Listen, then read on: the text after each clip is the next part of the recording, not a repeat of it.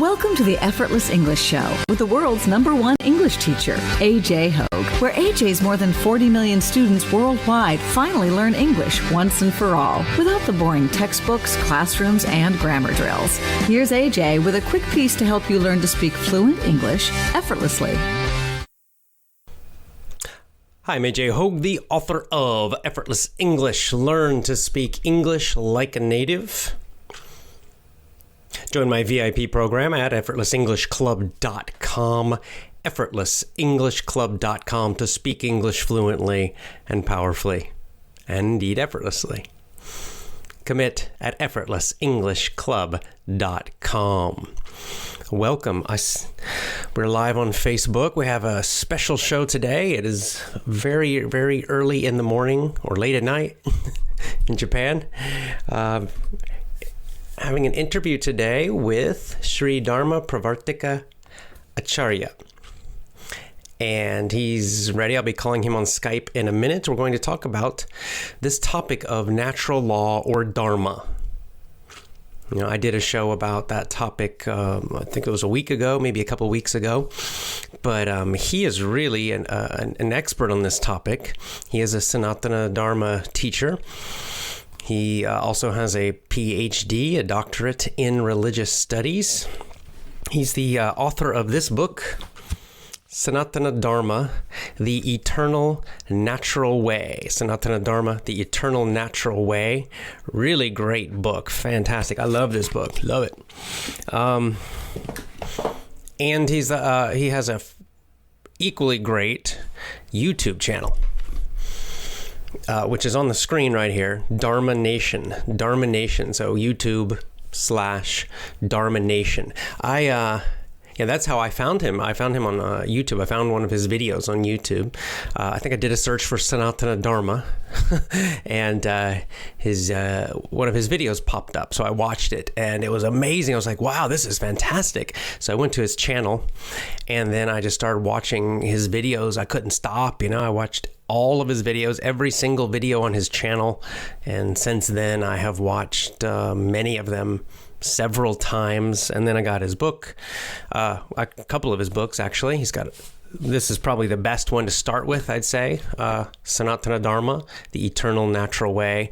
Is kind of, I think, his, that's the word, his foundational book, right? Kind of the foundation of his teaching. But then he's got many other books too. And you can also check that out. dharmacentral.com. Dharmacentral.com is his website. He's also the founder and director of the International Sanatana Dharma Society, I believe it is, which is also fantastic. And you can get more information about that at dharmacentral.com as well. Where to start? I would recommend the YouTube channel. If the English is, try it.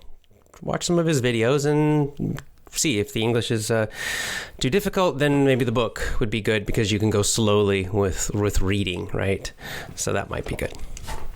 Okay, just a quick hello, and then I'm going to call on Skype, and we will, pray to the internet gods that it works, that my software works.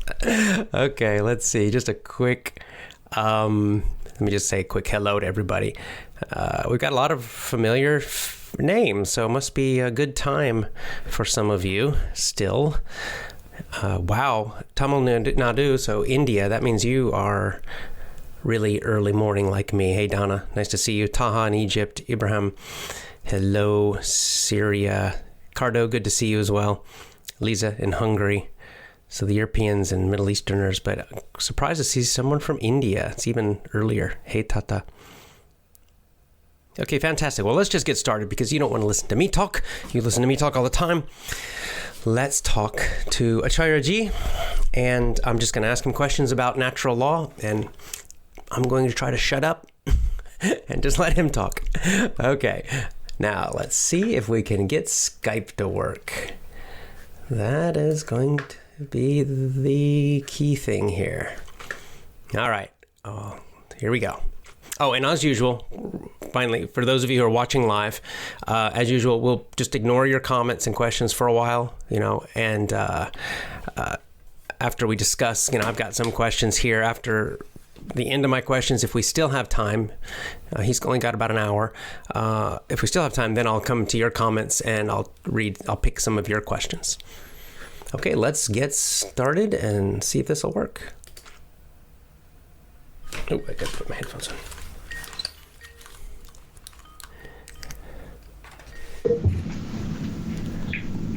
Hello, Acharyaji, nice to see you. AJ, it is wonderful meeting you. Thank you so much for contacting me. Yeah, it's wonderful. I was just talking, just introducing you. I'm trying to figure out which camera to look at. Just talking about your book, which is wonderful, wonderful. Love this book and your YouTube channel, both amazing. So I'm really excited to get you onto our podcast here and talk about Sanatana Dharma and natural law. Well, thank you so much. And before we start, actually, let me just say that I've recently become aware of your work as well. And let me tell you, I am extremely impressed. I've seen several of your videos. I've seen, just quite a few different things that you've been doing, certainly your Facebook page, etc. And let me tell you, the work that you're doing is phenomenal. Teaching English to so many millions of people, is just truly an astounding service that you're doing. You are an expert at it. You are great at it. And I can tell that you love what you're doing. Well, thank you so much. That makes you an excellent teacher. So I'm very impressed with your work. Thank you so much. Thank you. I appreciate it. I already gave you hopefully a good introduction. So let's just jump in, shall we? Because absolutely. Everyone wants to listen to you talk today, not me. What is natural law? We should start with the big topic. Now, I know you've got, this is a really big question because you've got a whole video about this, but what is Dharma? What is natural law? Sure. A whole video and a 500-page book just explaining just what is Dharma. Well, I will try to explain this as succinctly as possible because truthfully, this is what's wonderful about the concept of Dharma.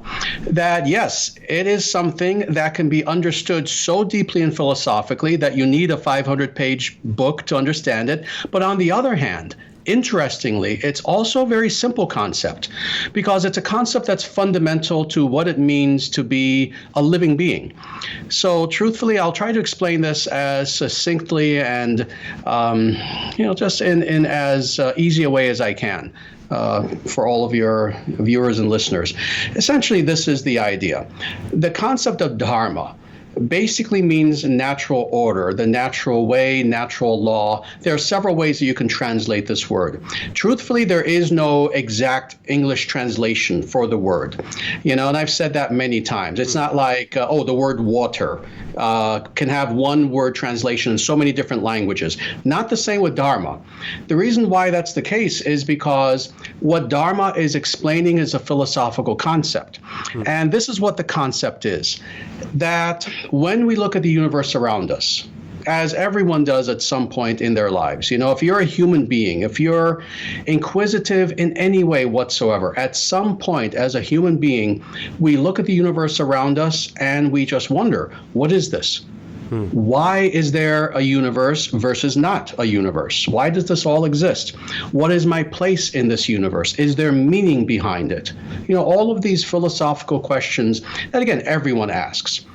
Well, when we ask this question, yes, we can come to one of two conclusions. We can either look at the universe around us and come to, let's say, the materialistic conclusion that, it's all just random forces of nature crashing into each other and then creating other elements, cause and effect, etc. There really is no thought behind it. It's all just explained scientifically, and let me just go on with my life, eat, drink, and be merry, and not think too deeply anymore. Right. That's the first conclusion that a person might choose to take. But then there's the second conclusion that a person might choose to take, and that is this, that when I look at the universe around me, I am astounded by its complexity. I'm astounded by the laws, by the principles that I see operating within the universe beyond even my perception. See, this is the thing. Everyone understands. You can be anyone. You could be religious. You could be an atheist. We understand that there are the laws of physics. Can we see the laws of physics? We know that there's gravity. We know that, if I take an object like a pen and I let go of it, it's going to drop to the ground. We can see the effect, but do we see the cause? Do we see gravity itself? These are laws. These are principles that are there that give the universe order. Well, anyone can understand this. Again, even someone who has no belief in anything spiritual understands this. But this is what Dharma teaches us, that in addition to the laws of actual physics, there are also laws of metaphysics, what so many people have called metaphysics, that which is beyond even physics. So amazingly, again, we can't even see the physical laws themselves. We can't see gravity. But then what to speak of those laws that are beyond even the physical? This is what Dharma is pointing to. So getting back to this scenario, when I look at the universe around me, the second conclusion and the deeper and more meaningful conclusion that I can come to is that this is a universe that is operating on infinite intelligence, through infinite intelligence, in such a way that there is order to the universe, that even if I don't understand it right now, even if I can't see these laws operating, I can feel the effects nonetheless. And I understand that, yes, the cosmos is a place of beauty. It's a place of harmony. It's a place of meaning. It's a place where, rather than looking out into the night sky and just seeing darkness with just maybe a bunch of stars, instead, I see a divine being who has created this and who loves me. Now, when we take this second approach to understanding the meaning of the cosmos, that's Dharma. That is Dharma, understanding that there is natural law that is there. Now, interestingly, and I don't know how much time we have. If I tend to go on a little bit too long with my answers, please interrupt me. Don't be afraid to, because I have a reputation that I can go on for a very long time. So do I. Very good. Really good partners and a good discussion. So, more than this is another very interesting principle to understand about Dharma. So number one, Dharma means natural law, those principles that are there, which again, we can't see these principles, just like you can't see the principle of gravity, but they operate nonetheless. That's the first thing. Second important thing is this: these laws are universal. In other words, when we speak about Dharma, we're not talking about, let's say, a religious or theological concept in the normal sense of those terms. We're not talking about a sect. We're not talking about, oh, yes, this sect accepts Dharma, but this sect does not. And no, we're not talking about something sectarian. Rather, again, like gravity, it doesn't matter what your religion is. It doesn't even matter what your philosophical stance is. Gravity is a fact. And regardless of whether you believe in it or not, you can say, well, I don't believe in gravity, so thus I'm going to just walk right off of this building. Well, you're going to feel the effects of gravity nonetheless. So this is the second point. Dharma is something that is universal. It has nothing to do with whether you believe in it or not. It has its effect nonetheless. It transcends religion in the normal sense of that term. Again, my religion versus your religion. Rather, the concept of Dharma is a concept that existed before religion. And for some people, this may seem like a somewhat controversial statement. It really isn't.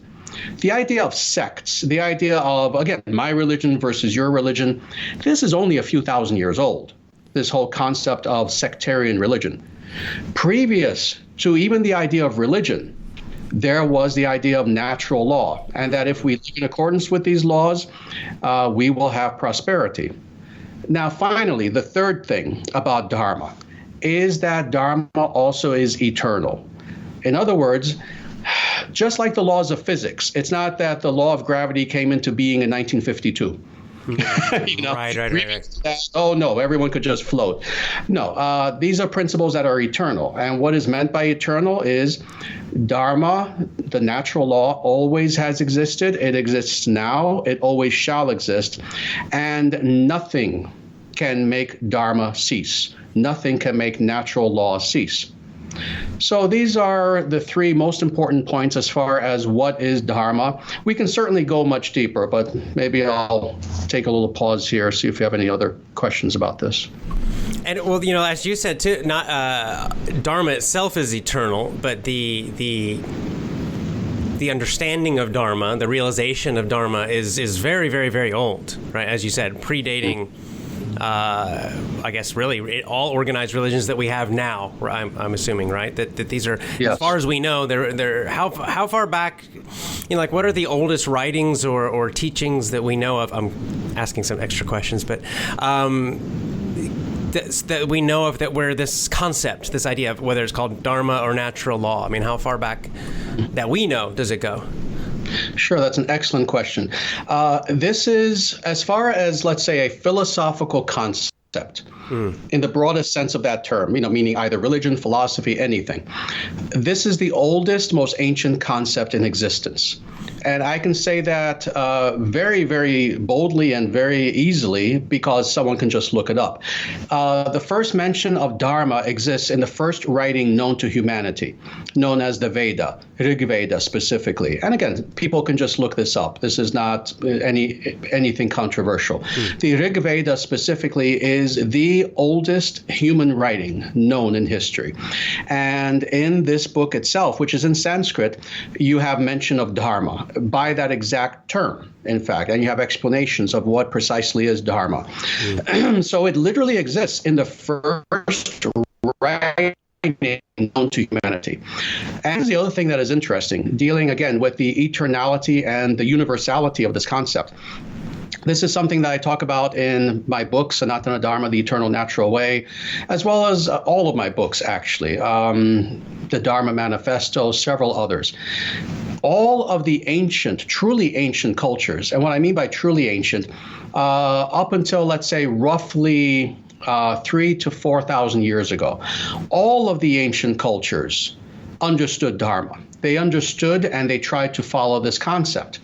So this is something else I have to throw in here. It's unfortunate that many people make the mistake of thinking that Dharma is something specifically, quote unquote, either Eastern or having to do with India, maybe East Asia, etc. No, that's not the case. The concept of Dharma was upheld by every ancient civilization. And let me explain what I mean by this, just so people truly understand.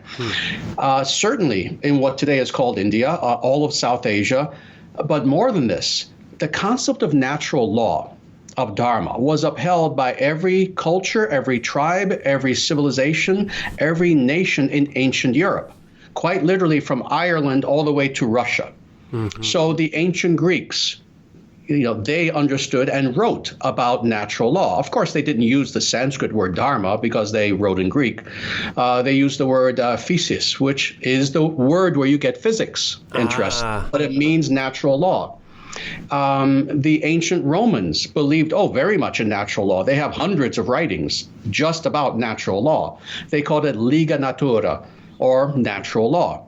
And the way they describe it is exactly how I and others who follow Dharma describe it. Again, there's no difference.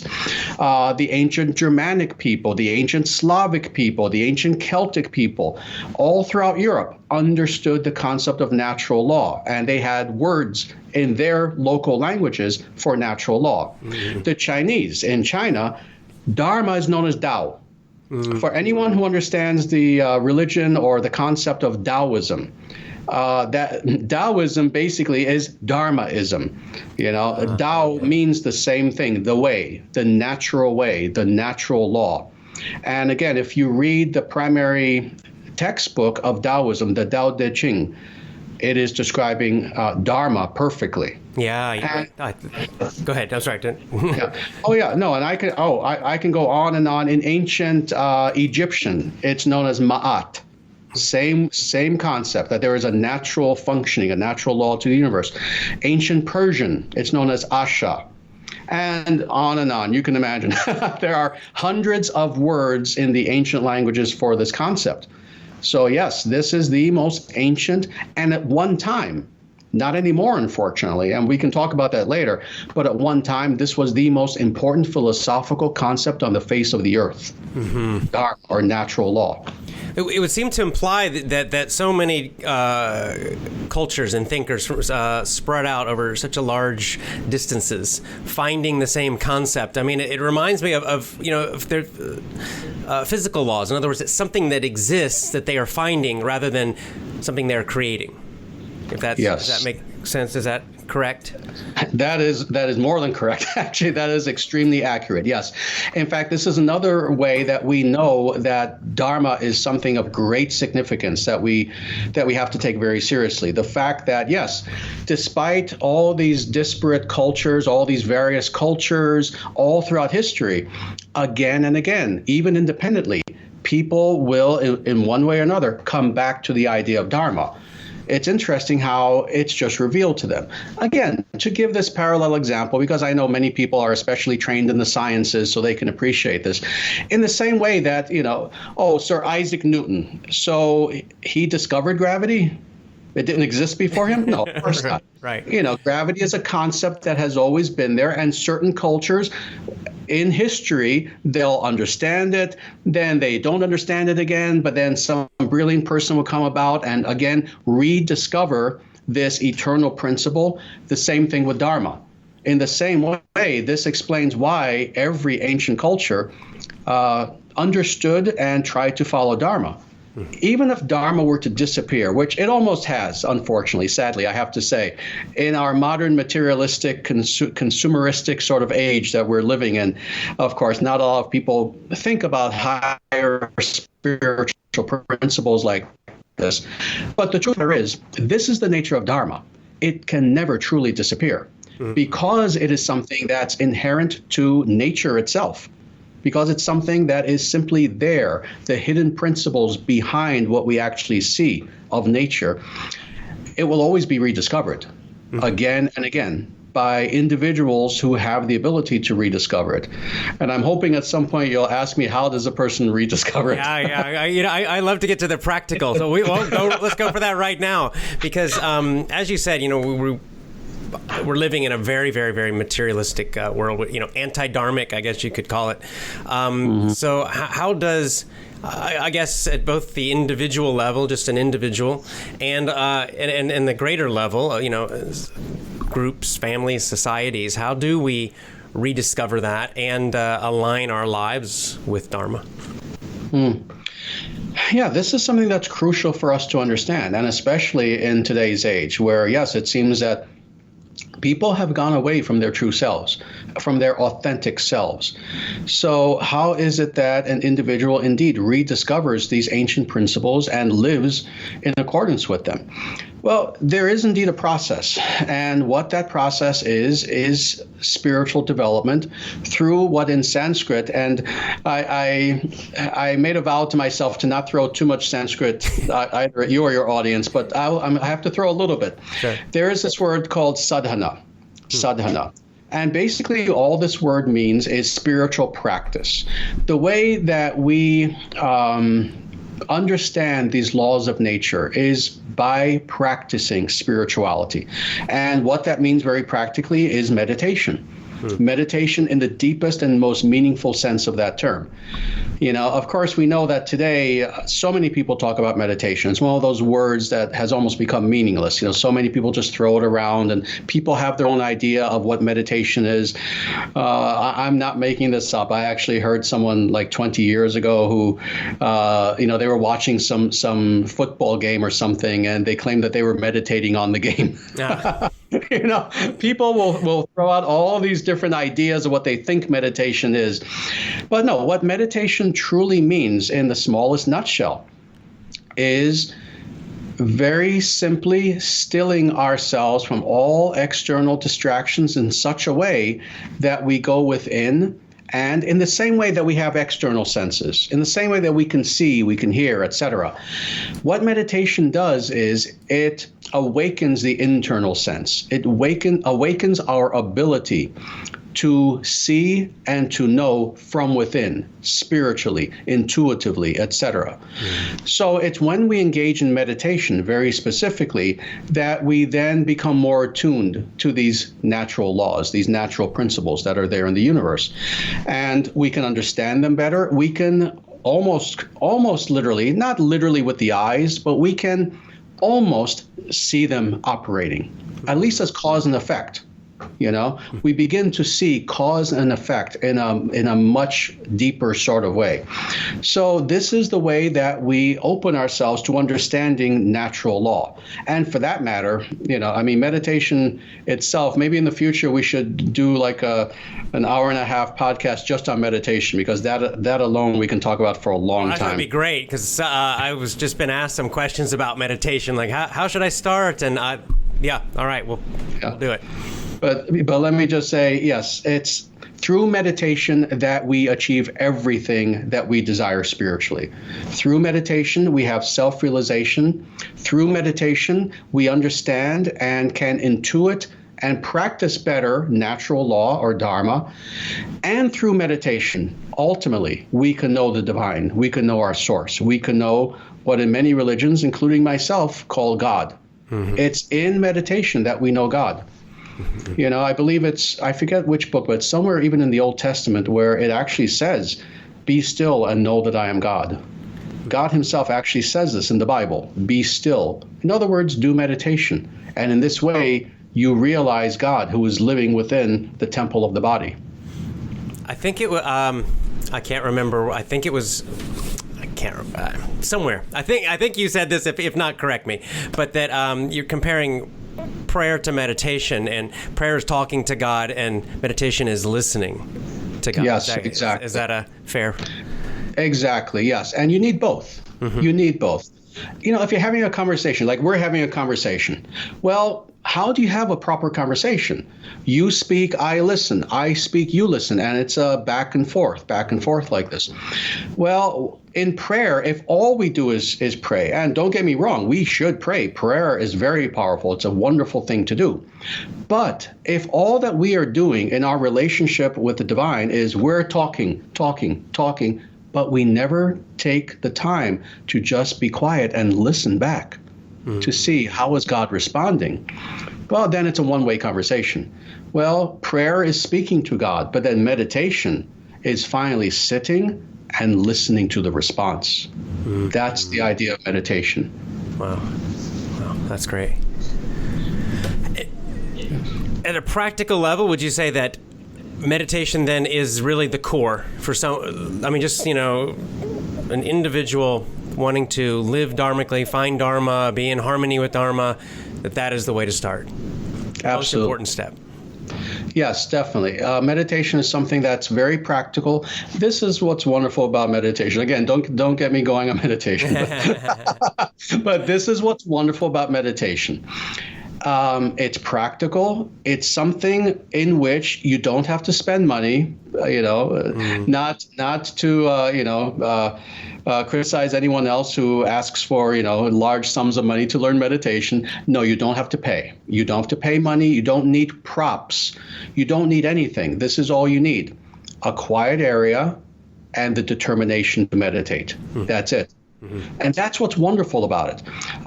Regardless of who you are, where you find yourself, again, if you can just find a place that is not too distracting, you sit, and you sit in a way that's respectful, meaning, you don't want to be slouched over. You don't want to be kind of, in a lazy position and claiming that you're meditating. No, you are communing with God. So thus, you be respectful. You sit up in a nice straight way, but comfortably so. You close your eyes, and this is the idea. Our senses are always bombarded by external stimuli, constantly, 24 hours a day. Even when we're sleeping, actually, our senses are still being stimulated by things that we're not even aware of. Well, this is the idea of meditation. What we're doing is we are putting all of that stimuli to rest. We close our eyes. We are in a quiet room, so we're not hearing anything. We try to be still, so we're not feeling anything. We put the senses to rest. We give them a rest. You see, everything needs a rest. Mm-hmm. We know that. Imagine if we were a jogger and we decided, okay, I'm going to jog and just never stop. 5 weeks later, I'm still jogging. We would be dead at that point. Well, we need to put our senses to rest also. So this is what meditation is. We put our senses to rest. We focus on our breath in order to relax everything, even the most subtle aspects of our body and our mind and our psyche. And then what we do is, in that very deep state, We listen. We observe. We are aware. We are aware. You know, can I tell this very, very quick story that this reminds me of, actually? And true story, for anyone in your audience who's Buddhist, they know this story if they know the life of the Buddha. But this is one of my favorite spiritual stories. So this occurred at some point after the Buddha achieved enlightenment. You know, Gautama Buddha. And after he achieved enlightenment, he finally stands up after he had been meditating himself. You know, how did he achieve enlightenment? Well, meditation. But he finally gets up and he walks out of the forest where he was. And the first people he encounters, they are amazed by how he even looks. Because this is the thing. When a person is spiritual, they have an effulgence to them. They have a charisma. They have a presence to them that is amazing. So they see this person walking toward them, the Buddha, and they're amazed. Who is this person? He's just glowing. And they go up to him and they say, "Sir, who are you?" And the answer he gives them makes history. He doesn't give his name. He doesn't say anything about his body or his identity. His answer to that question, "Sir, who are you?" is very simple. "I am awake." That was his answer. "I am awake. That is who I am." So this is the thing that is amazing. This is what we are trying to achieve in meditation. We're trying to become awake on a deeper level. Of course, well, I'm awake right now, otherwise I wouldn't be listening to you. Yeah, we don't mean simply on the physical level, that you're not sleeping right now. See, this is the thing that's amazing, is of course the vast majority of individuals who are traversing the earth right now, you know, walking in cars and planes, whatever, they can be doing things, they can be active. But if you don't know who you truly are, if you don't know what is the nature of reality, if you're going through this world in such a way that you're just doing everything by route, you know, just kind of, you know, not really thinking, you're not really awake. What it means to be awake is to understand the subtle dimensions of everything that is happening around you and why ultimately you are doing what you're doing. Not merely what is your task in front of you right now. Well, I'm in this cab to get to this place. No, that's a task. Why are you even doing? Why are you doing anything? Why are you alive to begin with? Unless we know these things, we're not awake, not in the spiritual sense. So this is ultimately what we try to do with meditation, is again, by being very quiet, stilling all the senses, going deep within, simply breathing and being in a state of complete calm and peace, we begin to understand several things. Who we are, our true self, because our true self is in here. You know, what people call the soul or the self, the true self. In Sanskrit, it's called Atman. Atman simply means the true self, not the artificial self, not the false identity that all of us identify with. You know, this is the example that I give. If I were to ask someone, who are you? Well, if they, you know, wanted to be, if they wanted to, be smart, quote unquote, they would whip out their driver's license and they would say, "Oh, this is who I am. This is who I am. Oh, it even has my picture on there." And of course, what would my answer be to them? Really? So everything that you are is encapsulated on a little card that is 2 inches by 3 inches? Really? That's who you are? You're simply those numbers, those statistics?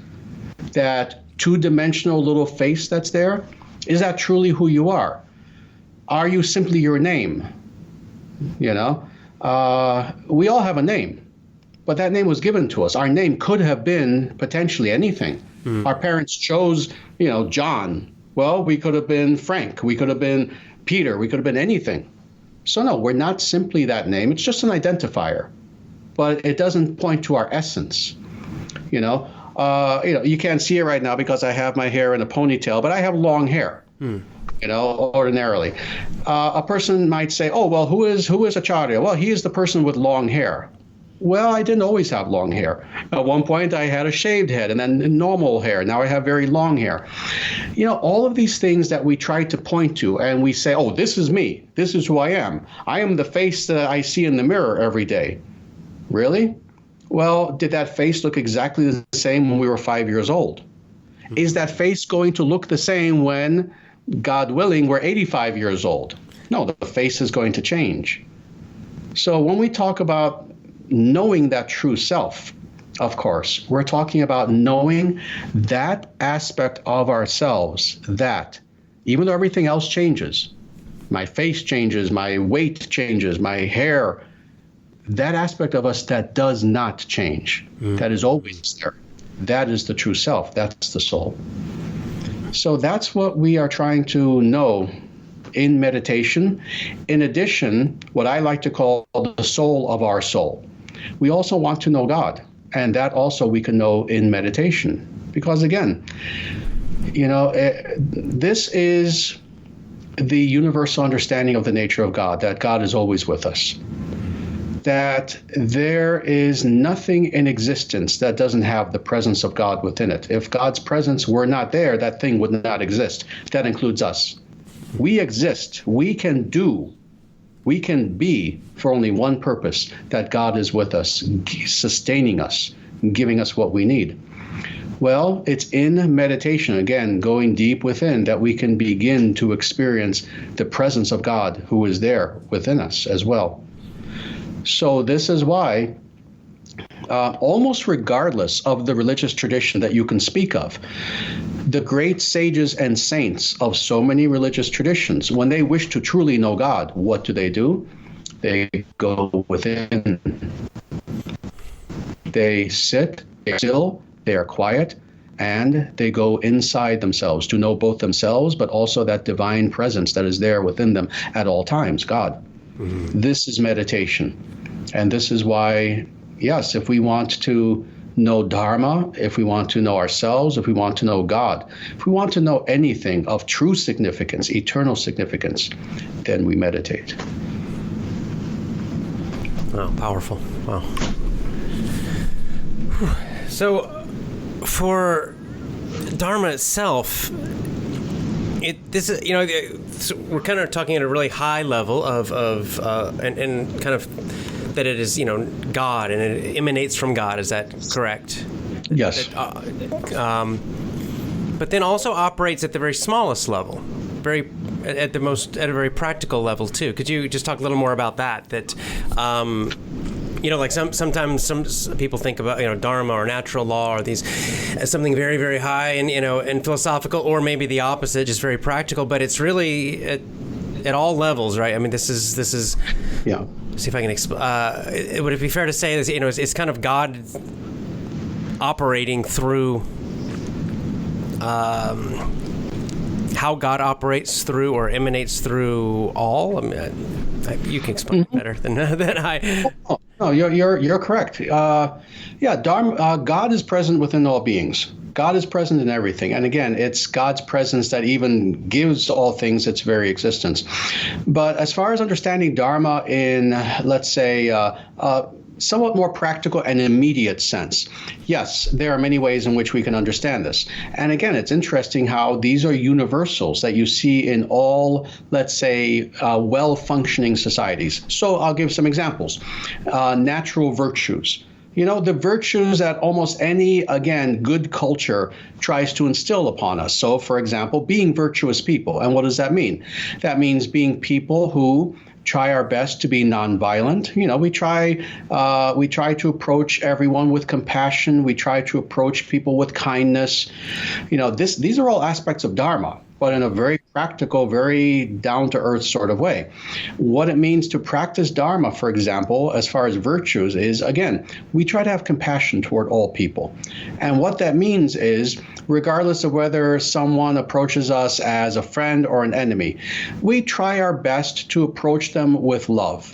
And of course, in an intelligent way, if someone tries to physically attack us, we're not going to just do nothing. We believe in self-defense. But at the same time, we do our best to try to understand that, well, why is this person attacking me? The person's attacking me because they're in ignorance. They're in illusion. They're trying to steal something from me, or they feel some sort of hatred toward me for some reason that they themselves don't even understand. So again, we try to approach people as much as possible with love, with compassion. We ourselves try to be wise. These are several, and there are really hundreds of virtues that we can develop, but these are a few of the most important ones. Being wise is something that is a virtue of Dharma that we are meant to develop. What does it mean to be wise? Well, it means to look at the most ancient teachings that exist that try to teach us what is the meaning of life. So we try to cultivate wisdom. We try to cultivate goodness. And again, what is meant by goodness? It means to try to approach everyone with kindness rather than its opposite, rather than trying to be, trying to steal from them, trying to harm them, etc. And I can go on and on. We all know these various virtues that all well-functioning societies try to teach us. And again, the reason why we know that these virtues are dharmic is because they are eternal and they are universal. How many cultures have there been throughout history where the society will teach us, oh, yes, what you should do is try to be as evil as you can.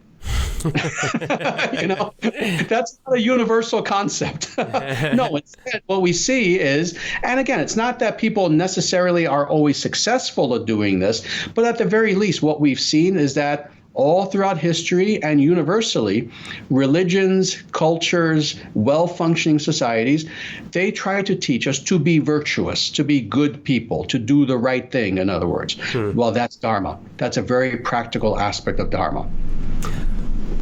Why do you think that now, or we don't see that? Because now, I'd say, in let's just say popular global society, media, the channels that we mostly get, even schools too, they don't teach virtues. I mean, I think that we are living in a time, it seems, where around the world that we're not only don't teach virtues, God is absent. I mean, what do you think the roots of this are, and how can it be corrected? This sort of sickness that we have. That's a good way to describe it. It's a sickness. And it's interesting, you see this in America even more so than, let's say, in Asia. But unfortunately, it's affecting Asia as well. Things that happen in America tend to then affect the rest of the world, which is both good and bad, in this case, bad. In America, in the schools, it's very bad. And not only do they not teach virtues anymore, in many cases, they teach quite literally the opposite. Yeah. And I don't even want to give examples, actually. I give them all the time. Okay, so good. I'm trying not to be too controversial because I don't know the nature of your audience, but you can attack the schools all you want. Okay. In American schools, it is horrific where, yes, values have been quite literally, not only are they not taught anymore, they're turned upside down, where what was considered to be bad in the past is now good. What was considered to be good 50 years ago is now the opposite. So, yes, it's a tremendous problem. As far as why this is the case, this is something I could talk about very in depth, but I'll just try to sum this up. Essentially, for the last roughly 200 years, of course, we've gone through an industrial and a technological revolution that has been a double-edged sword. It's been very good. Everyone loves their iPhones. I have an iPhone. Everyone, we're talking on computers right now, etc. So technology is wonderful, but this is the difficulty. If human beings do not, in their own ethics and morality and in who they are spiritually, if they do not keep up with technological development, then what ends up happening is you have a lot of bad people using good technology. And it's not, and of course, it's not to say that all people using technology, it's not that they're all bad, but you do have bad people. Technology is something that it's a neutral item. It's kind of like a gun. People talk about gun violence all the time. There's no such thing as gun violence. There's people violence using guns. Right. A gun is an inanimate object. You can use it as a paperweight. I don't have one, but I could have a pistol right now and just use it as a paperweight to keep my papers down. It's a thing.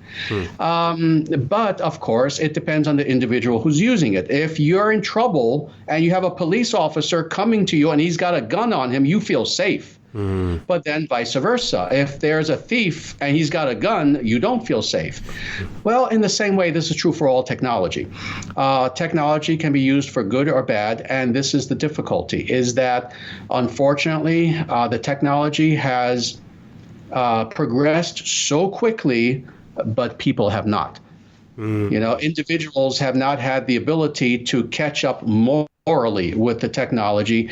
And what happens as a result is that this leads then to mass confusion. This leads to the very question of, is there even such a thing as morality? Is there even good versus bad, etc.? When technology progresses too quick, and people are just inching along, not keeping up with it, what ends up happening is people just become overwhelmed. They become confused. And this is what we see today. Everyone today, some notable exceptions, meditators, everyone today is confused. Everyone is overwhelmed. Everyone is stressed. Everyone is in anxiety. Everyone is trying to, in addition to working on their own lives, going to work, getting their education, just trying to focus on themselves. Everyone also is getting a million mixed messages about what's happening in the world. Why are we here? What's happening with the technology, etc. And as a result, morality in many cultures has collapsed because of this confusion. So we've seen this in America. I'm in America. I was born in America, and I've seen this all of my life. I've seen for the last 55 years, which is how long I've been alive, the technology shoot off like a rocket and people catching up to it at a snail's pace, not catching up. So what we've seen is that in America, for example, we've gone from a society where at one time you could be safe in even major cities just walking the streets to now you're not safe anywhere. And again, don't get me going as far as how bad things have become in American culture. And as I talk about American culture, I love America. I'm a patriot, actually. I love America. But the point is, it does originate here, from Hollywood, from Silicon Valley, and it infects the rest of the world. So what we see now is, for example, just to give one of what are probably thousands of examples, we see a nation like India, where they have one of the most ancient, most beautiful cultures in the world, where they have temples that are some of the most ancient, most magnificent buildings in the world, and then right next door there's a McDonald's. And for many Indians, they can't even distinguish between the two. Temple, McDonald's, just buildings. Not understanding that, oh my God, there's a world of difference. The McDonald's will give you garbage food that will take away your health. The temple will potentially, if you go there with the right intention, reveal God to you. They're not just two buildings. And unfortunately, people have a difficult time seeing this today, this distinction. You're mentioning just mentioning that example of these two buildings. What strikes me is that as a society or a nation moves away from Dharma, that the I guess, you could say that the ugliness inside starts to manifest in the outside because, I've seen this myself. The physical environments, the architecture, I guess is probably the one where it's the most noticeable, where, you go to an old European city and you go to just walking around the old city, or almost any city, really anywhere, even a place like Varanasi or something, and there's some kind of like a beauty or magic, and then any modern city, it's just the ugliness, like you mentioned, the McDonald's, or just the rectangular cement, utilitarian. Buildings, and is there a connection? Could you talk about that? The connection between that beauty and Dharma? Absolutely. Yes, definitely. That's a very good insight, actually. Yeah, what you've seen is actually very true. There is indeed a connection between the two. And let me start with this. Dharma cultivates beauty. And the reason why that's the case is because beauty itself is one of the manifestations of God. And many people have talked about this. Plato spoke about this. This is talked about all throughout the Vedic scriptures, that one of the ways that we can appreciate the nature of God is indeed through beauty. So this is why many people who wish to know God, for example, they'll go into nature, into beautiful places, beautiful forests, or places where there are grand vistas, with mountain ranges and things like that. So beauty is definitely one of the ways in which we know God and in which Dharma itself manifests. For this reason, what we've seen historically is that the closer that individuals and societies are to following Dharma, the more beautiful things are. The more beautiful people literally look. Like, remember the example I was giving with that story about the Buddha. He achieved enlightenment and people saw him and they were amazed. Who is this person? He's glowing. Well, why? The more spiritual you become, the more beautiful you become. And what I mean by beautiful is it's an intangible beauty that just emanates from you. It's not that you go from being an average person to looking like Brad Pitt. We're not talking about that kind of beauty. Yeah. We're talking about a glow, a healthy effulgence that comes from you. That's true for the individual, but then that's also true for anything that is created in the name of Dharma. So yes, if you go back far enough and you see those civilizations that had God in the center, their architecture tends to be beautiful. Their literature is beautiful. The poetry that they wrote, the stories that they wrote, the philosophy that they had, how they tried to organize their cities, was much more logical. Today, a lot of the larger cities are just kind of thrown together. Yeah. I was born and raised in New York City, and if you go to New York, you can see that there's kind of a logical grid in the Midtown area, but then when you get downtown, it's like just jumble of just different streets that don't make sense. Yeah, it's a very interesting thing. And when you talk about the architecture very specifically, I'm very much into architecture, actually. And for myself, I have told people point blank, I don't like any architecture that is post, let's say, 1913. Because at that point it becomes garbage. At that point it becomes modernist, and it becomes. Let's explain what we mean by this. Architecture and culture and arts begin to become impersonal the less Dharma is involved. So when you look at modern buildings, they're impersonal. They're cold. Yeah. There's no beauty that's there. You look at these modern office buildings. What do you see? Glass and steel, glass and steel. If you look at older buildings, again, let's say previous to 1913, it seems that everywhere you look, in almost every niche, they carved something into it. They carved something that looks floral. They carved something that, has beauty to it. In almost every niche, they tried to do that. Today, just plain, again, glass and steel, and that's it. So yes, this is a manifestation of people's consciousness.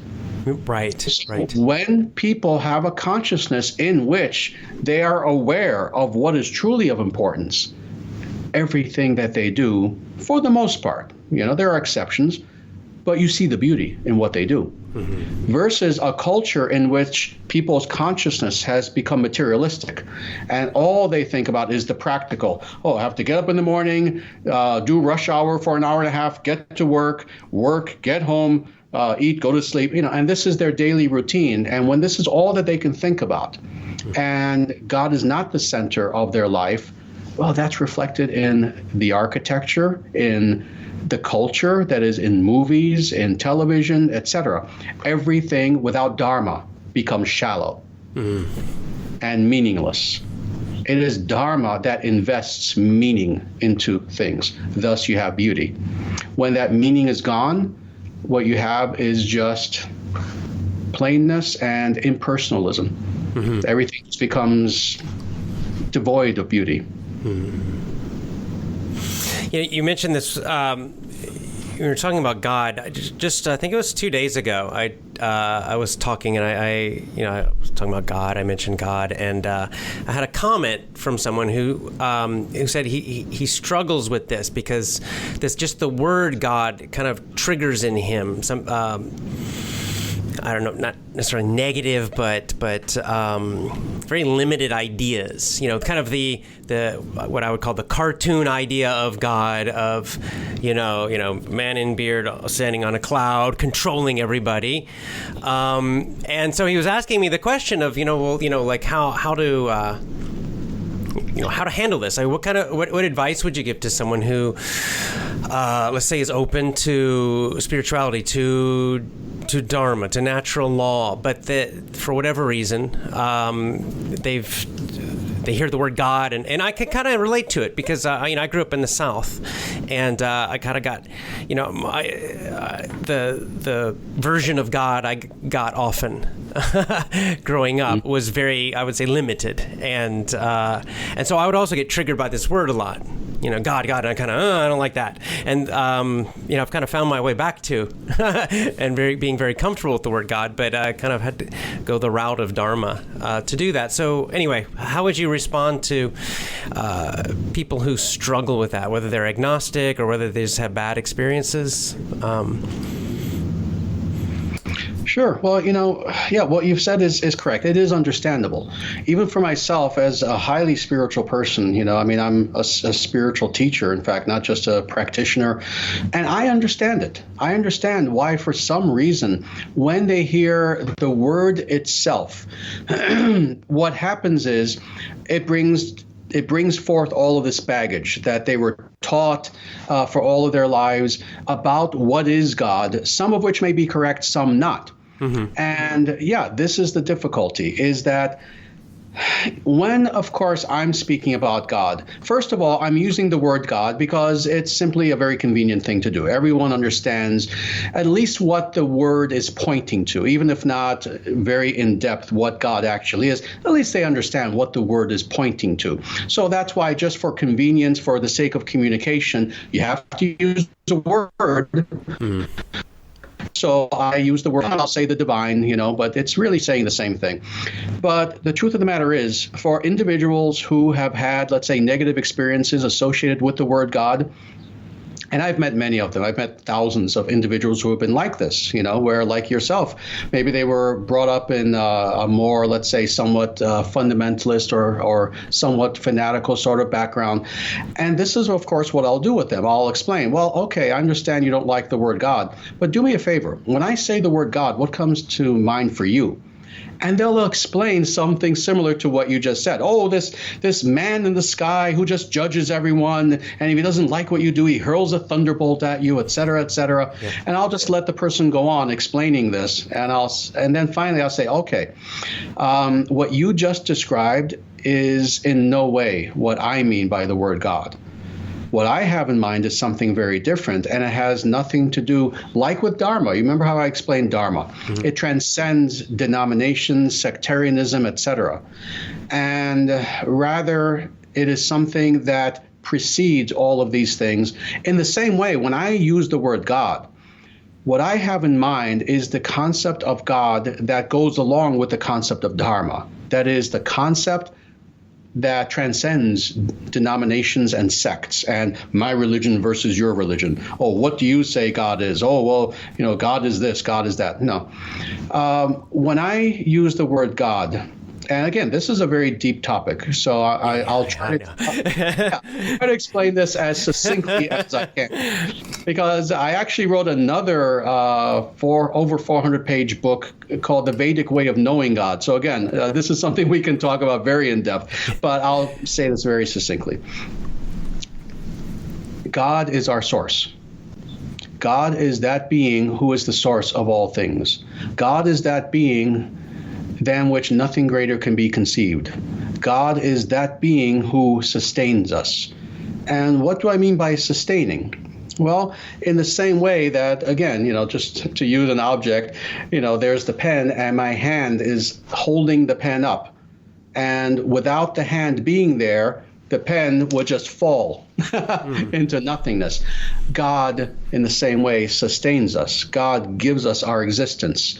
We have being, we have life, we have meaning, we have everything that is of true importance because of God sustaining us at all times. And more, what is the nature of God? In him, and I have to use, you see, again, words and terminology are limiting. Yeah. So I have to say him because I have to use some sort of pronoun. So what is the nature of God himself? The nature of God himself is that God is the source of all that is good, all that is positive, all that is true. So what does this mean? Well, again, using beauty as an example. When we look around us, we can see so many things that are beautiful. We can see, let's say, a very ancient building and say, oh, that is so beautiful. We can see a person and say, that is beautiful. We can see a statue and on and on. But what is beauty itself? Beauty itself is one of those things that we recognize it when we see it, but we can't touch it. It's an intangible. What is beauty itself? Beauty itself has God as its source, as its origin. What is goodness itself? Again, we can say, oh, this is good. That's a good person. That person just saved someone's life. That's a good person. But what is goodness itself? You can't touch it, but we understand it when we see it. Mm-hmm. God is the source of goodness. God is the source of beauty. God is the source of truth. God is the source of eternality. God is the source of true love. So when we speak about God, yes, we're not talking about, to use a fancy philosophical term, we're not talking about an anthropomorphic concept. That is a big man in the sky. For so many people, when we think about God, yes, what is God? Oh, he's the big man in the sky, kind of like the Incredible Hulk, except hopefully he can speak a little bit more intelligently. Zeus. I always think of Zeus. Yeah. We think of someone who, he is X number, put any number to it, that much more stronger than we are. He's 100,000 times stronger, more powerful, more. We try to put a number on God, but we see God as just a very big, powerful human. That's not what God is. God is the source of humanity. God is the source of all things. God is not just a number. It's not just that God is 100 billion, and say that for 200,000 years, times stronger or smarter than we are. No, there's no number you can put on God. God is the source of strength. God is the source of wisdom, of truth, of beauty, love, etc. So in a way, God in a way is the full extent of God is not knowable.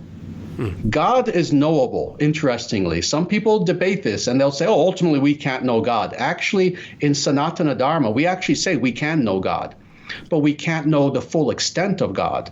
But we can understand God. So again, the words that I used, we can understand God is love. We can understand that. But now, how much love? That we can never understand. We can never grasp the infinite, if that makes sense. Yes. This is what we're talking about when we're speaking about God, the infinite. This is why it's interesting. I'm the only person who does this. I use, actually, interestingly, a Christian philosopher to explain the nature of God as understood in Dharma, because he said it perfectly. And that is St. Anselm. He said, what is God? God is that than which nothing greater can be conceived. That was St. Anselm who said that. And it's brilliant because Sanatana Dharma agrees with that. In other words, whatever number you can put on God, however great you can think God is in any category, God is infinitely greater than that. So when we speak of God, this is what we're talking about. And now, this is all very philosophical and very nice, but this is what makes it personal. This is what makes it radically personal. This being than which nothing greater can be conceived is here with us now, within us, sustaining us and loving us. That's what's amazing. that this being, as quote unquote powerful as this being is, that being is with us, helping us at all times, unbeknownst to us. So many of us, unfortunately, in this world, we often think that we're alone. It's amazing how loneliness is one of the biggest problems today. And it tends to affect people, interestingly, who are in the biggest cities. Like, you can live in New York City and feel alone, even though you're surrounded by people. So many people feel alone, not understanding that we're never alone. Our best friend, who is God, is always there with us. And now this brings everything back full circle. How do we realize that? How do we realize the presence of God that's within us? Through meditation. Again, by being still and being quiet and going within, and we begin to experience that presence of God that is there within us. So all full circle. Oh, fantastic. Wow. Well, we've already gone an hour. Do you have a little more time, or do you need to go? I don't want to.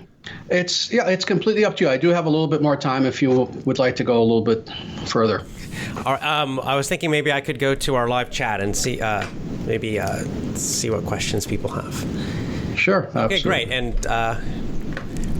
let's take a look. See what we got. Am I on the camera? Okay, here we go. Let's see. Okay, everybody. Let's see. We got a lot of. Oh my gosh, we got a lot.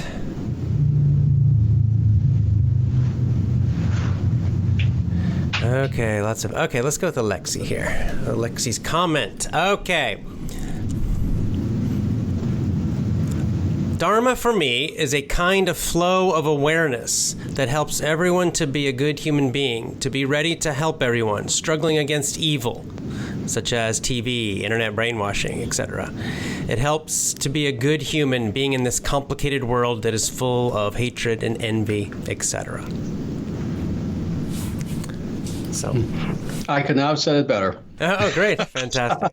That is a very good definition of Dharma, yes. Unfortunately, someone said, I wonder if Dharma is in Bengali and then they wrote it in Bengali, unfortunately, so I can't read it. All right. Actually, I can tell you, because I know in Bengali it's the same word as Dharma. Oh, okay. Well, fantastic. Yeah. Right. Yeah. Bengali is ultimately based on Sanskrit, so they actually have the exact same word. Oh, okay. Great. So, and this idea, like you said, is just found in so many languages, in so many cultures. Fantastic. Yes. Okay, I'm apologize here. I'm just scrolling through a ton of comments. Okay. Oh, someone's mentioning the Bhagavad Gita. I know you'll love to talk about that. Okay, I was about to watch your YouTube video on the heart of the Bhagavad Gita, and I got a message that you were going live. Thank you for being a virtuous and spiritual person. Great. Can you talk about the Bhagavad Gita? Where to start? What is special about the Bhagavad Gita? I know that. Sure, definitely. Well, Bhagavad Gita is an amazing book. It's one of the most important scriptures of Sanatana Dharma, or the Vedic tradition. And Bhagavad Gita itself means the song of God. Bhagavad means God, and Gita means song. And it is one of the most popular books that discusses Dharma. It's been translated into pretty much every language on earth. And the reason why it's so significant is that it's a short book. It doesn't take a very long time to read it. If you sit down and read it from cover to cover, just translation, you could do it in about 3 hours or so. So it's pretty short, but at the same time, it's powerful. It explains Dharma perfectly, and it covers pretty much every important philosophical question that any human being can ask, which is amazing. So, yeah, it's considered to be, just as far as literature, it's a classic because it does that. It's so short, and yet it covers everything succinctly. And what's nice is it's a conversation between two people. It's a conversation between God and then a devotee of God, who, interestingly, the devotee is not a yogi or a saint or a sage. He's a warrior. He's actually a warrior. But this warrior and God have a discussion where the warrior asks God all these philosophical questions, and then God answers. But yeah, again, without going very deeply into it, the Bhagavad Gita is just truly amazing. I would definitely recommend that people read the Bhagavad Gita. The Bhagavad Gita was the first book that I read when I was about 10 years old that made me follow this path myself, the Vedic tradition. I read the Bhagavad Gita when I was about 10, and that was it. I began practicing this path, and I've done so ever since. So it's a powerful book. Yeah, I agree. I highly recommend. Get a translation in your language. I would recommend reading it, in your own language first, because it is so powerful, and then you could give it a try in English. And if you're really ambitious, you could go for Sanskrit. Okay, now here's an interesting. Someone's got a concern about Mauricio Jose has a concern about meditation.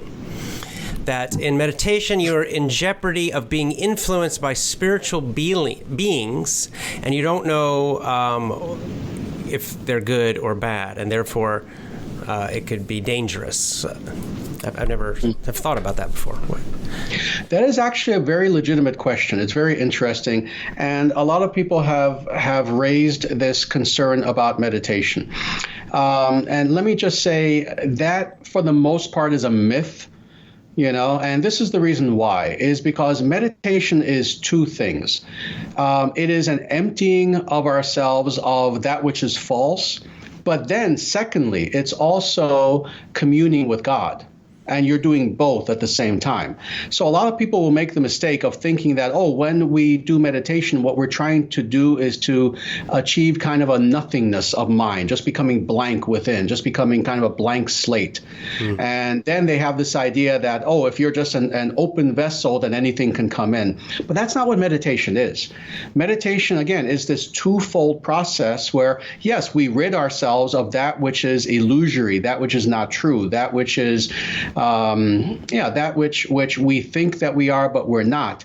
So there's that process of negation, but there's also the even more important process of communing with God, communing with the true.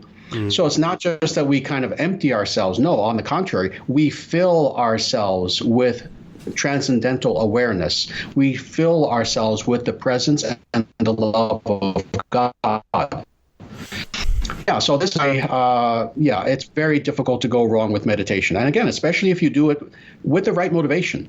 If you do it with the motivation of wanting to truly know truth and to surrender to that truth with humility, with sincerity, God protects us. God is not going to allow us to be attacked by any kind of negative being if we're seeking him. God being the being of the nature of love and compassion and mercy, if we're meditating because we want to know God, God would not allow anything bad to happen to us. So again, our motivation is important. We should meditate to know God. I wonder, too, if this is some of the confusion, as you'd mentioned earlier, of just the way people use this word meditate. Because, people will do guided meditations and, imagining themselves being rich. And they'll say, I'm meditating because I'm imagining lots of money coming or lots of sex or beautiful, and they'll say, this is meditation. Yes. Yeah, and that's not. Yeah. Again, it's unfortunate when it comes to a lot of deeper spiritual concepts. There are so many misconceptions that it's horrific. And of course, why are there so many misconceptions? Getting back to what I said earlier, too much technology and people have not caught up with it. There are too many thousands and thousands of websites and videos and just so many voices coming at us from so many different directions that rather than giving us clarification, often the opposite happens. So yeah, we need to rid ourselves of these stereotypes of what it means to be spiritual, what it means to meditate, etc. And to understand that, yes, there is indeed an ancient and authentic technique of meditation. And very simply, what that means is that we rid ourselves of that which is not true, and we fill ourselves with that which is true, and that ultimately is God, who is the source of all truth. In a nutshell, that's real meditation. Not just, pick anything I want and just focus on it. Pick pornography, pick a sporting game, pick this, that. And because I'm watching it and focusing, that's meditation. No, it's not. No, it's not. That's not actual meditation. Right. Great. All right. Vladislav says, we're just commenting again, I agree, schools are getting worse and worse through time. And this leads to a question I have that I thought before, and I forgot to ask. How do we teach Dharma in the sense of our children, our societies, Dharmic education? Because it is gone, certainly in the United States, and as you said, it's infecting the whole world, which is tragic, and even more tragic, as you'd said. Not only is it not Dharmic, it is anti-Dharmic, and in some cases, I would say even evil, what is being done in schools in the name of education, and it has been hijacked as a kind of a tool of mind control and for some pretty nefarious things. So what can we do what would a Dharmic education look like, and how can we start moving in that direction to create that? Yeah, excellent, very important question. First of all, of course, education begins in the home. Mm-hmm. So this is the first thing, is the way that we teach children is more than anything by example. And I've taught many children, many contexts. I have a son myself. I mean, he's an adult now, but, I taught him Dharma, but I've also taught in classes with children as young as, 8 years old, all the way to college. And this is the thing. The way that we teach children is more than simply telling them things. They learn by what they see. They learn by what they experience. Mm-hmm. So if there are individuals who, let's say, are parents, and they're concerned that they want to make sure that their children grow up with good virtues, good principles, good characteristics and behavior, that they have God in the center of their lives, etc., then this is why I tell parents all the time. I challenge them. I say, well, is that how you're living? Yeah. And of course, when I say that to them, usually their eyes will kind of in some cases, they can legitimately say, oh, yes, I do. I do my best. Yeah. But this is number one, is that the way that we teach children is by example. So if a person is a parent, number one, don't just tell your children to be spiritual. You be spiritual. Don't just tell your children to be good. You be good. And they will learn by your example. Mm-hmm. So it begins in the family. But then by extension, as far as the schools, practically speaking, the evolution in the school system. The school system, indeed, and I can speak again mostly about America and Western Europe, but I'm sure this is becoming the case everywhere throughout the world. Yeah. The school system is systematically designed in order to create citizens of what I call the New World Order, of the global society, in which simply being a materialistic peon is the goal of life. Simply to create workers is why schools exist. Individuals who don't really think very much, who don't have reasoning abilities, who don't think very deeply about life's meaning, but who know how to work really well and take orders. That's the goal of the school system today. Right. Well, truthfully, practically speaking, that has to change. There has to be a revolution within the school system from the top. Mm-hmm. So, I can certainly talk about what a proper Vedic educational system looks like very much in depth. But practically speaking, I can paint a portrait of what that would look like. But truthfully, to have that come about, we need to change every school system systematically from the top. Mm-hmm. Their entire philosophy of why they even exist has to be changed. Yeah. But then getting to, okay, what does a Vedic education look like? Well, let me talk about that a little bit. Let's have this scenario in which things have gotten better, the system has changed, and now there are school systems in which they're teaching Dharma. Well, several things that would be of importance. Number one, all the subjects that are being taught now certainly would be taught. So, of course, mathematics and history and language, in the case of America, English, etc. All of these would still be taught, the sciences, arts, and all of this. But the idea also is that they would be taught in a unified sort of way. So in other words, not each field simply being in its own compartment and not touching anything else, but rather be understood that the sciences also pertain to the arts, and the arts also pertain to history, and history also pertains to philosophy, etc. You see all of these fields as a whole, and you understand them as a whole. Now, what makes them a whole? That, of course, is Dharma. And now this is where we have this thread within the educational system and all the fields that are taught, where you teach these fields in accordance with natural law and natural principles. So, I can give many examples. Let's say, for example, when it comes to the sciences, when it comes to biology, of course, the way biology is taught is in a very materialistic sort of way. We are the body. The body goes through the Darwinian process of evolution and, et cetera, but we are simply the body, non-essentialism. We're not a soul. This is how science is taught. This is how biology is taught. Well, we can still teach biology. We can still teach how the processes of the body work. We can teach the how. But this is what has been missing, the why. Why do we have a body? What are we in relation to the body? Are we simply the body, or are we the person observing the body? Are we using the body? Is the body a vehicle, like a car? Where if you have a car, you take care of it. If you're a wise person, you change the oil, you do maintenance on your car. If there's a flat tire, you fix it, you get a new tire. But you don't believe that you are the car. You understand that you're the person driving the car. Well, in the same way, just using, again, biology as one of 100 examples I can use.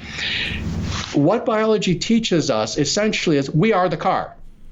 We are the car. We are the body. Well, what the Dharmic component would be is teaching the proper relation of our true self to that vehicle.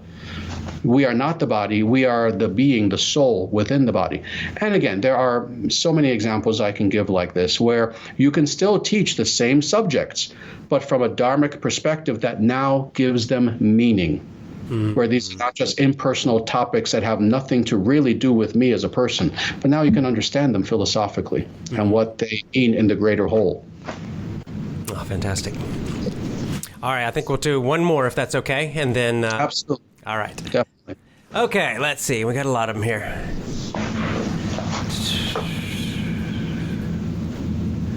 Okay.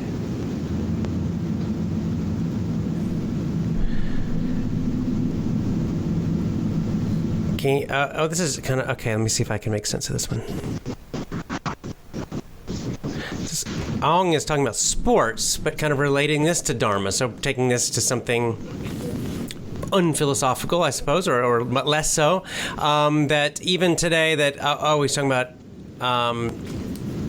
just how the goodness of sport seems to be destroyed. They've forgotten the purpose of doing sports. And I think that it's he's talking about also esports. I guess he's talking about video games, but just sports in general, where we see this, where it's about money and just win at all cost and trash talking and all this. So that there also seems to be something missing. There's no Dharma awareness in sport even. It is, so again, relating it to another topic that I wouldn't have thought of. But sure, yeah, and actually that it's very interesting that he brings that up, because it's a topic that I really wouldn't think of very much either, because I'm not very much into sports. But at the same time, even sports can be understood from a Dharmic perspective, interestingly. And what he says is very true. Of course, the way that sports exists now, two things. First, sports are something that you view now rather than participatory. People sit on their couches and they watch a football game, a soccer game, baseball, whatever the sport is, cricket, rather than engaging in sports. Now, interestingly, in, let's say, a Dharmic society, an ancient Dharmic society, there were sports. But more so than just sitting and watching, the idea is that you would engage in sports. So of course, let's say even in ancient Greek times, you had the Olympics. You had the original Olympics that was there. A lot of people don't know this. First of all, the actual Olympics goes back to truly ancient Greece. Number one. Number two, it was a spiritual event, and people forget that it was to honor the gods. It was to honor Dharma. that people did sports. And the idea was that, oh, yes, it wasn't something that you just sat and watched. I mean, they had observers, certainly, they had audiences. But the idea was that each individual player was someone who was striving to bring out the excellence of themselves in whatever their particular sports field was. And they did that as a tribute to God. That was the idea. So if they were going to throw the javelin, for example, in competition, the idea is that they would take all of their time, spend all of their time perfecting their skill. And then finally, the Olympics would happen, and they would be there in competition, not just for their own glory and fame and contracts and endorsements. And no, that didn't exist. They did it as a tribute to the gods, Let me, just as an ending, let me use this as a final example. Actually, there's one of my videos on my video channel where I actually use this example. There was a movie that came out, I think, in the early '80s, Chariots of Fire. Do you remember that movie at all? I want to see it. I in one of your videos, you mentioned it, and I kind of thought, yes. I need to watch this. I haven't seen it. Yeah, it is I think it won the Academy Award for Best Motion Picture of that year. It is truly an epic motion picture. It's a true story about the Olympic Games that occurred in, I think, the very early 1900s. I forget what year.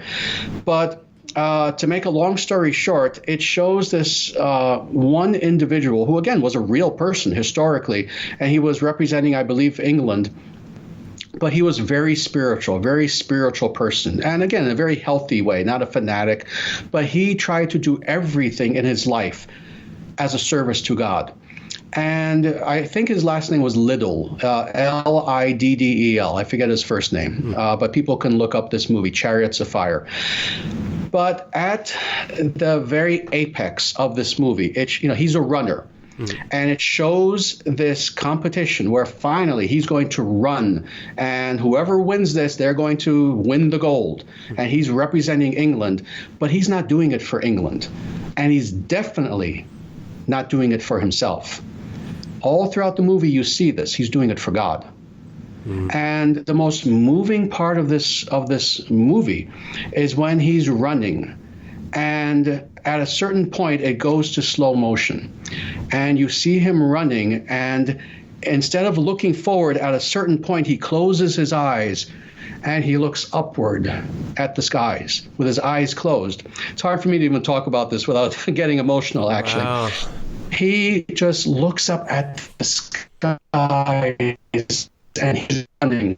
And in his mind, I forget exactly how he says it, but you understand, he's saying, God, my speed is for you. Wow. My speed is for you.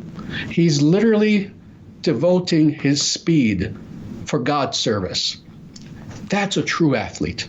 That's a true athlete. That's someone who has perfected himself. And he was the fastest man alive when he was alive. Officially, he was considered the fastest man alive. And everything that he did not do simply for himself. Forget endorsements and contracts and money and all that stuff. He did it in humble service toward God. And as a result, however long it was, 80 years later, they create this film about this man's life that becomes the Oscar winner for that year, decades after he's no longer even alive. And he's remembered for that. How many athletes are going to be remembered? Really? How many athletes from the 50s, 60s, 70s, we know their names? No, very few.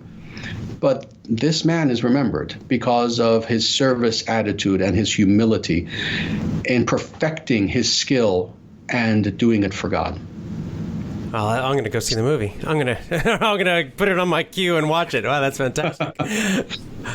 Oh, fantastic. And I just want to thank you in general. Really wonderful talking to you. This has been great. I know so many big ideas. I know you could talk hours and hours and hours, and I could listen for hours and hours, but we'll just have to try it again. And like you said, meditation would be a great topic. Maybe next time we can try meditation, because I know a lot of people are interested in meditation, and we can get into more of the details of it. Absolutely, definitely. And thank you again for this opportunity. I truly, truly appreciate it. And let me tell you, you're a very good interviewer. This has been absolutely wonderful. I've truly enjoyed this. I've enjoyed speaking with you. And, again, you yourself, you're doing truly wonderful work, and, just as a closer, let me just say this, because again, I wasn't completely aware of your work until just a few weeks ago.